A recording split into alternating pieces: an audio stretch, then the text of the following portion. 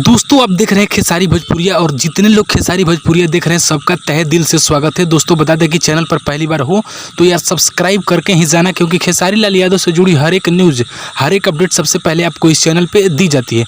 दोस्तों आज बात करेंगे खेसारी लाल यादव के उस गाने के बारे में जो कि एक नेक्स्ट लेवल का गाना होने वाला है।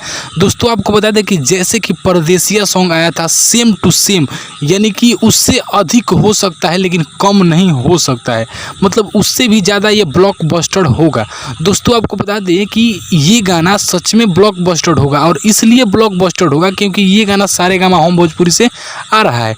दोस्तों आपको बता दें कि गाने का टाइटल रखा है नाच के मलकिनिया। जैसे तो गाने का टाइटल रखा गया है नाच के मलकिनिया, और मेरे हिसाब से इस गाने को लिखा है विजय चौहान जी। और अगर ये गाना डिबेट होगा तो इसमें शिल्पी राज सिंगर में रहेंगी, और ये गाना खेसारी लाल यादव का है, यानी खेसारी लाल यादव इसमें सिंगर है।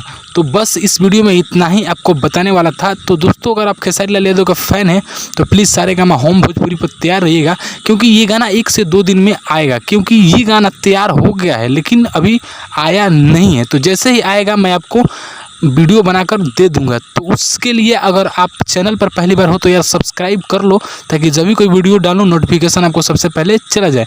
मिलते हैं एक नेक्स्ट वीडियो में नेक्स्ट अपडेट के साथ, तब तक के लिए जय हिंद, वंदे।